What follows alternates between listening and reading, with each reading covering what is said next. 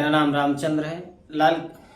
लाल किले से प्राचीन से जब प्रधानमंत्री नरेंद्र मोदी जी ने देश को संबोधित किया, उसके साथ दिखाई दिया भारत की आस्था, पराक्रम और सनातन परंपरा का प्राचीन सुदर्शन चक्र। आखिर क्यों इस चक्र को आज़ादी के जश्न के इतने महत्व दिया गया है? सुदर्शन चक्र भारत का सांस्कृतिक और राजधानी में क्या संदेश दे रहा है और इसे लाल किले पर लहराना क्यों ऐतिहासिक माना जा रहा है? चलिए जानते हैं। इस खास रिपोर्ट में भारत को मिलेगा सुदर्शन कवच। राष्ट्रीय सुरक्षा को अवैध बनाने के लिए सुदर्शन चक्र मिशन ऐलान किया गया है। पीएम मोदी ने अपने आने वाले 10 सालों में भारत को सुरक्षा कवच का ऐलान किया है। इसके लिए सरकार मिशन सुदर्शन चक्र पर काम करेगी। श्री कृष्ण के सुदर्शन चक्र के जैसे ही हर मस्जिद, हर मंदिर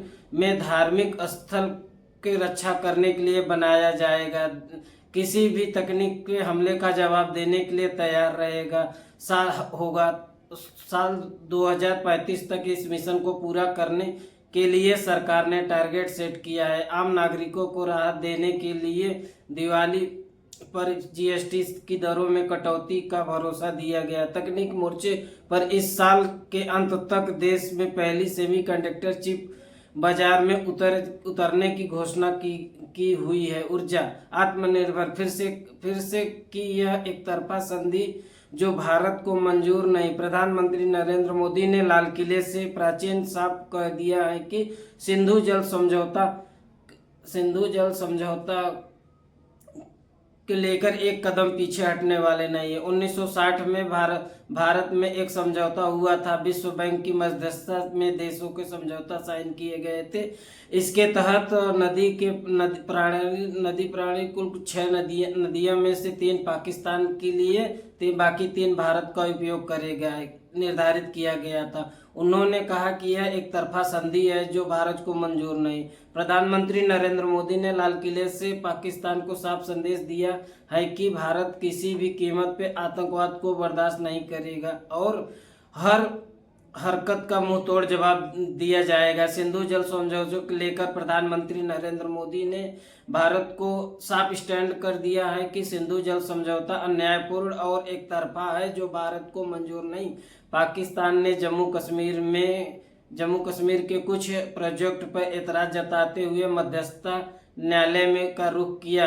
इस कोर्ट ने भारत को सिंधु जल संधि पर पालन करने का आदेश दिया। भारत ने स्पष्ट कर दिया कि वह जनता के हित में नजरअंदाज नहीं कर सकता और किसी भी तीसरे के दबाव में कभी नहीं आएगा। नरेंद्र मोदी ने स्वतंत्रता दिन पर आज़ादी के 12वीं बार लाल किले के सामने खड़े होकर और उन्होंने इंदिरा गांधी जी का रिकॉर्ड तोड़ा। बगैर और मैं उन्हें स्टेट नहीं लेता, लेकिन अलग यह है कि लाल किले के खड़ा होकर उन्होंने आरएसएस का नाम लिया और आरएसएस का गौरवगान करते हुए आरएसएस का एक नाम लेते हुए भी हम आरएसएस से जुड़े हैं यह बताने में हिम्मत की और उस पर ही चर्चा हो रही है। बाकी बहुत सारा मुद्दा 1 घंटे से ज़्यादा प्रधानमंत्री मोदी जी का भाषण है, लेकिन वामपंथी, सेकुलर और पत्रकारों, बुद्धिजीवी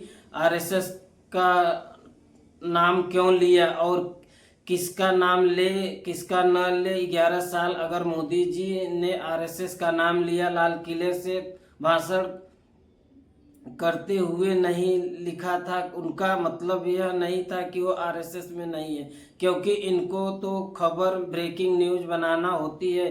बस मोदी को कहर बनकर टूट पड़े। समझने के लिए कॉमन सेंस की ज़रूरत है, साधारण ज्ञान की ज़रूरत है। लेकिन जो बड़े पंडित होते हैं उनको छोटी छोटी बातें कभी समझ में नहीं आती है।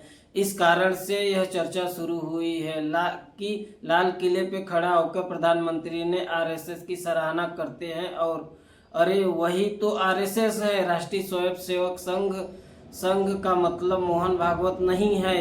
दोस्तों यह सुदर्शन चक्र सिर्फ एक धार्मिक प्रतीक नहीं बल्कि भारत के अटूट शक्ति, धर्म और नीति का प्रतीक है। जब लाल किले से प्राचीन से